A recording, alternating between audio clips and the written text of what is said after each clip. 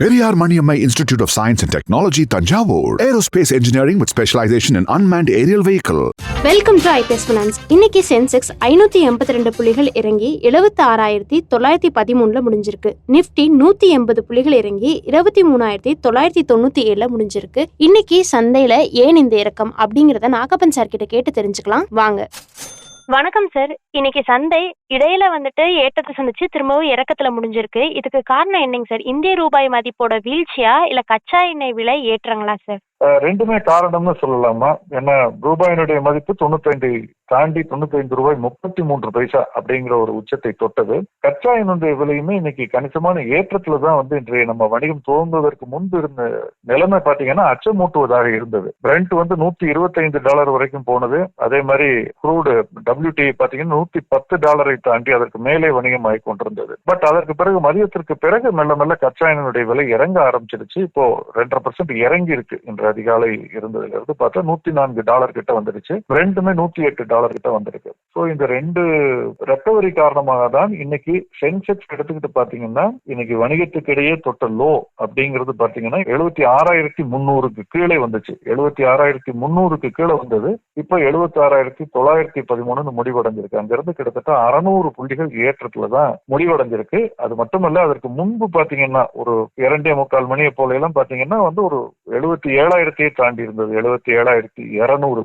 அப்படின்னு. அதுல இருந்து ஒரு 300 புள்ளிகள் இறக்கத்துலதான் முடிவடைந்திருக்கு அப்படிங்கறத பாக்குறோம். சென்செக்ஸ்ல ஒரு 8 பங்குகள் விலையேற்ற பங்குகள். அது தகவல் தொழில்நுட்பத்துறை சார்ந்த பங்குகள், இன்ஃபோசிஸ், டெக் மஹிந்திரா, TCS இதெல்லாம் ஏறி இருக்கு. அதே மாதிரி ஆட்டோமொபைல் செக்டார் துறை சார்ந்த பங்குகளும் ஏறி இருக்கு அப்படிங்கிறத பாக்குறோம். நிப்டி 50 எடுத்துக்கிட்டாலுமே பஜாஜ் ஆட்டோ, மாருதி ஆட்டோமொபைல் துறை சார்ந்த பங்கு. அது தவிர தகவல் தொழில்நுட்பத்துறைன்னு எடுத்துக்கிட்டோம்னா Infosys, tech Mahindra, HCL technology, Wipro, TCS இதெல்லாமே பாசிட்டிவான நோட்ல இன்னைக்கு வணிகம் நடந்திருக்கு. நிப்டியில் உள்ள 50 பங்குகள்னு எடுத்துக்கிட்டோம்னா அதுல 15 பங்குகள் விலையேற்ற பங்குகள், ஆனால் 34 பங்குகள் விலை இறக்க பங்குகள். நிப்டி எடுத்துக்கிட்டாலுமே கூட அதுக்கு ஒரு வலுவான சப்போர்ட் இருக்கக்கூடிய இடம் நம்ம 2-3 நாட்களாக இந்த வார துவக்கத்துல இருந்து பேசிக்கிட்டு இருக்கோம். 23,800 இருந்து 850. அந்த 23,800 இன்னைக்கு நண்பர்களுக்கு சற்று முன்னர் டெஸ்ட் பண்ணுச்சு. ஒரு 10-11 மணியிலிருந்து 11 மணி வரைக்கும் அந்த லெவல்ல நல்ல சப்போர்ட் இருந்ததை பார்த்தோம். தொடர்ந்து ஒரு மணி நேரத்துக்கு 1.5 மணி நேரத்திற்கு மேலாக அந்த இடத்துல ஒரு சப்போர்ட் எடுத்துக்கிட்டு 23,800க்கு பிறகு ரெக்கவர் ஆக ஆரம்பிச்சு ஒரு நல்ல ஏற்றத்தை சந்தையில் இன்னைக்கு பார்க்க முடிந்தது அப்படின்னு பார்த்தோம். இன்னைக்கு நிப்டி தொட்ட உச்சம்னு பாத்தீங்கன்னா அந்த 2.5-2.25 போல 24,000 தாண்டியது. 24,000 தாண்டி ஒரு உச்சத்துக்கு போய் அதுல இருந்து இறங்கி இருக்குது. சோ அந்த சப்போர்ட் எடுத்திருக்குங்கிறத பாக்குறோம். பிராடர் மார்க்கெட்ல உள்ள அட்வான்ஸ் டிக்ளைன் பார்த்தோம்னா அட்வான்ஸ் 1,294, டிக்ளைன் 1,974. பெரிய சிக்னிபிகன்ட் டிக்ளைன் அதிகம், பட் சிக்னிபிகன்டான டிஃபரன்ஸ் இல்ல. 52 வார உச்சத்தை தொட்ட பங்குகளுடைய எண்ணிக்கை லோவோட 2 மடங்குக்கு மேல் இருக்கு. 82 பங்குகள் 52 வார உச்சம், 31 தான் 52 வீக் லோ.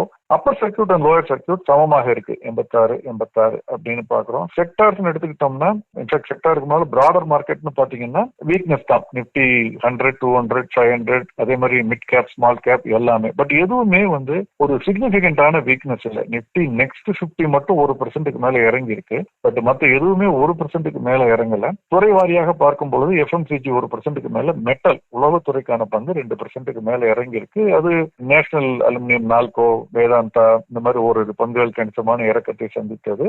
அந்த குவார்டர்லி ரிசல்ட்ஸ், வரக்கூடிய ரிசல்ட்ஸ் எதிர்பார்ப்பு இந்த மாதிரியான இம்பாக்ட் காரணமாக இருக்கலாமே தவிர என்னை பொறுத்த வரைக்கும் சந்தை கொஞ்சம் பாட்டம் அவுட் ஆனதா தெரியுது. 3 நாட்கள் சந்தை விடுமுறை. மே 1ஆம் தேதி விடுமுறை, அதற்கு பிறகு சனி, ஞாயிறு. சோ 3 நாட்கள் தொடர்ந்து சந்தை விடுமுறைங்கிறதுனால ஒரு ப்ராஃபிட் புக்கிங் காலையில இருந்திருக்கலாம். சந்தையில இந்த ரூபாயினுடைய மதிப்பு 95க்கு போனதும், அதே மாதிரி கச்சா எண்ணெய் விலை அதிகரிச்சதும் சந்தையினுடைய வீக்னஸ் அதிகரிச்சிருந்திருக்கலாம். அதற்கு பிறகு ஷார்ட் கவரிங்னால க்ளோசிங்ல ஏறி இருக்கும் நான் நினைக்கிறேன். அதை தவிர இந்த ஒரு 3 நாட்கள் விடுமுறை இருக்கக்கூடிய ஒரு சூழல்ல ஃப்ரெஷ்ஷா பெரிய அளவுல பொசிஷன் யாரும் எடுத்துக்க மாட்டாங்க. ஷார்ட் கவரிங் காரணமாகத்தான் இந்த க்ளோசிங்ல ஏறி இருக்கும். எனவே சப்போர்ட் இருக்குங்கிறத நம்ம பார்க்க முடிகிறது. ஸ்ட்ராங் சப்போர்ட் இருக்குங்கிறதையும் பார்க்க முடிகிறது 23,800 கிட்ட. சார், இப்ப கச்சா எண்ணெய் விலை வந்துட்டு மதியத்துக்கு மேல இறங்குச்சுன்னு சொன்னீங்க. இந்த இறக்கம் தொடர்றதுக்கான வாய்ப்புகள் இருக்குங்களா சார்? சொல்ல முடியாதுமா. ஏன்னா இப்போ ஓபெக்கே வந்து அந்த அமைப்பே வந்து சிதறுவதற்கான வாய்ப்புகள் இருக்கு. யுஏஇ வந்து நாங்க அந்த அமைப்பை விட்டு வெளியேறுவோம் என்று சொல்லி இருக்கிறார்கள். இப்படி வேறு சில நாடுகளும் இதை தொடர்ந்து அறிவிப்பு வெளிவரலாம்னு. அதுல நல்லதும் இருக்கு, பாசிட்டிவும் இருக்கு, நெகட்டிவும் இருக்கு. அது ஒரு கார்ட்டலாக இருக்கிறது. விளையும் பொழுது போட்டி அடிப்படையில வந்து செயல்படும் பொழுது விலை குறைவதற்கு வாய்ப்புகள் இருக்கு. சோ அது சாதகமானது. ஆனால் ஒரு கன்சாலிடேட்டடா ஒரு அமைப்புன்னு இருக்குதுங்கிறது சிதறதுங்கிறது பொதுவாக அந்த சந்தைக்கு வந்து நல்லதல்ல. அப்படிங்கிற ஒரு அமைப்பு இருக்கு. சோ அதை பார்க்கும் பொழுது கச்சா எண்ணெய் விலை இறங்குவதற்கான வாய்ப்பு அதிகமா இருக்குன்னு தான் நான் நினைக்கிறேன். போர் சூழல் மாறும் பொழுது. போர் சூழல் மாறலைன்னா இது தொடர்ந்துகிட்டு தான் இருக்கும். இங்க எம்சிஎக்ஸ்ல பாத்தீங்கன்னா இன்னைக்கு 1.5% நேற்று ஏறி இருந்தது, இன்னைக்கு 1.5% இறங்கி இருக்கு. இன்னைக்கு கூட துவக்கத்துல ஏற்றத்துல தான் இருந்தது, அதுக்கு பிறகு இறங்கி இருக்கு. 10,000க்கு கீழே வந்துருச்சு, 10,000க்கு மேல இருந்தது. மே மாதம் முடிவடையக்கூடிய ஒப்பந்தம் 9,986 அப்படிங்கறத பார்க்கணும். சோ இந்த போக்கு வாலட்டிலிட்டிங்கிறது மேலும் தொடர்வதற்கான வாய்ப்புகள் தான் அதிகமா இருக்கிறதா தான் நான் பாக்குறேன். இன்னைக்கு Q4 ரிசல்ட்ஸ்ல ஏதாவது ஒரு முக்கியமான செய்தி இருக்குங்களா சார்? வந்திருக்கு. நிறைய முடிவுகள் தொடர்ந்து இன்னைக்கு நேற்று வந்துட்டு இருக்கு. அதானி என்டர்பிரைசஸ் 4ஆம் காலாண்டு முடிவுகள் 221 கோடி லாஸ் அப்படின்னு அனௌன்ஸ் பண்ணியிருக்காங்க. போன வருஷம் வந்து பெரிய அளவுல லாபம் ஈட்டிய ஒரு நிறுவனம் அது. ஆனால் இதை ஒப்பிட்டு பார்க்க முடியாது. ரெவென்யூ 20% அதிகரிச்சிருக்கு, ஆனால் லாபம் வந்து இல்ல, நஷ்டம் அப்படின்னு சொல்றாங்க. இன்ஃபேக்ட் ₹1.30 டிவிடெண்ட் கொடுத்திருக்காங்க. பங்கு ஒன்றுக்கு ₹1.30 டிவிடெண்ட் அனௌன்ஸ் பண்ணிருக்காங்க.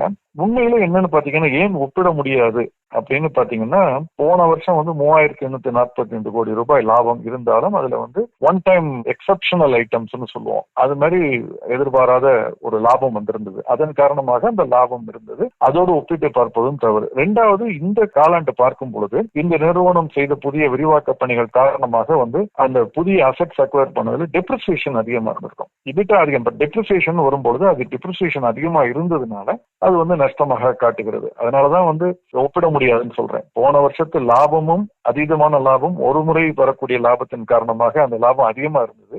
இந்த வருஷம் இருக்கக்கூடிய நஷ்டம்ங்கிறதையும் நம்ம வந்து முழுமையான நஷ்டமா எடுத்துக்க முடியாது. கேஷ் லாஸ் கிடையாது. அது இபிட்டான்னு பாத்தீங்கன்னா earnings before interest, depreciation, tax and amortization சொல்றது வந்து ஆக்சுவலா வந்து இன்க்ரீஸ் பெட்டரா இருக்கு. ஸ்லைட்லி ஆபரேஷனல் பெர்ஃபார்மன்ஸ் பெட்டரா இருக்குன்னு அந்த நிறுவனம் வந்து சொல்லியிருக்காங்க. இதை தவிர அதானி போர்ட்ஸ் அவங்களுடைய நிகர லாபம் 9% அதிகரிச்சிருக்குன்னு சொல்லியிருக்காங்க.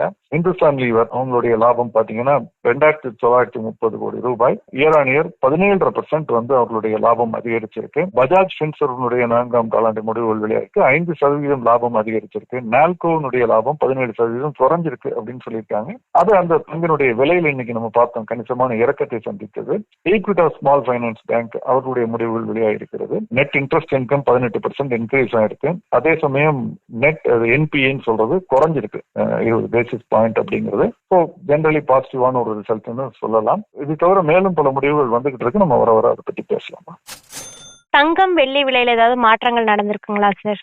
சர்வதேச சந்தையில தங்கத்தினுடைய விலை நேற்று இறங்குனுச்சு, இன்னைக்கு அது ரெக்கவர் ஆயிருக்கு. அதே மாதிரி வெள்ளியுமே $72 கிட்ட இருந்தது, இப்ப $73 அப்படின்னு ஒரு 3% கிட்ட ரெக்கவர் ஆயிருக்குது வெள்ளியினுடைய விலை. தங்கத்தினுடைய விலையும் ஒரு 2% ரெக்கவர் ஆயிருக்கு. எம்சிஎக்ஸ் சந்தையில கூட ஒரு 1.25% தங்கத்தினுடைய விலை. ஜூன் மாத ஒப்பந்தம் 1,51,260.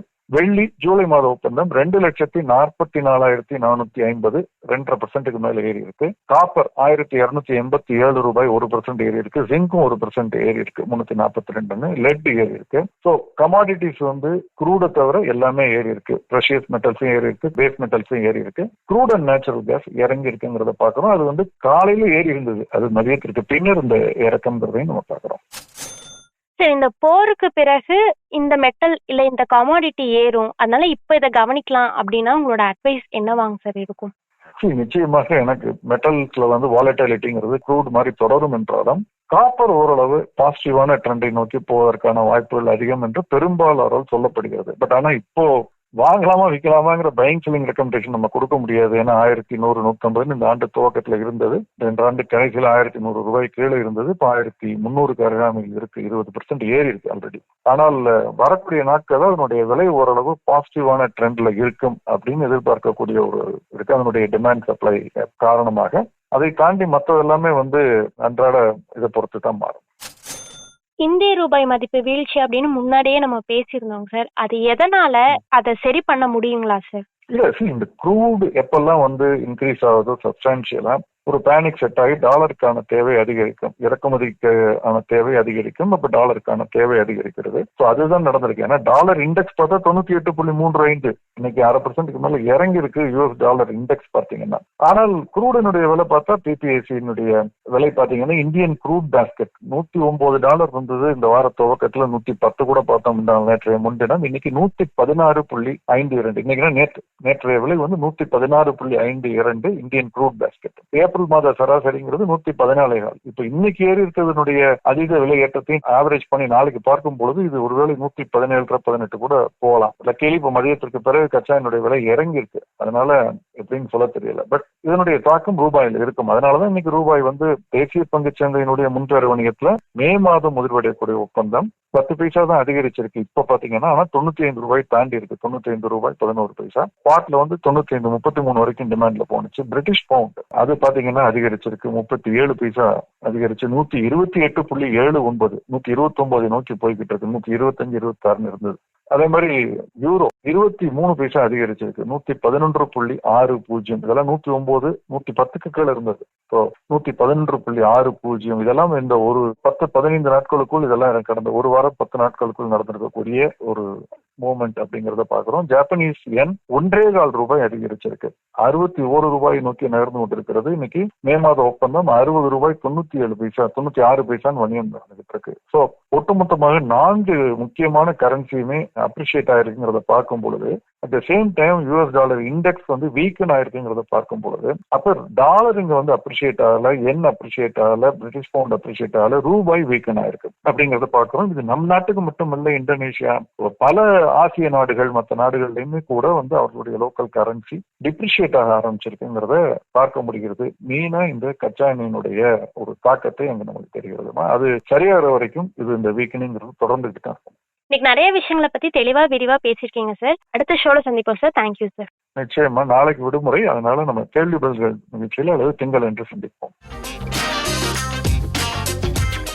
Periyar Maniammai Institute of Science and Technology, Tanjavur. Aerospace engineering with specialization in unmanned aerial vehicle.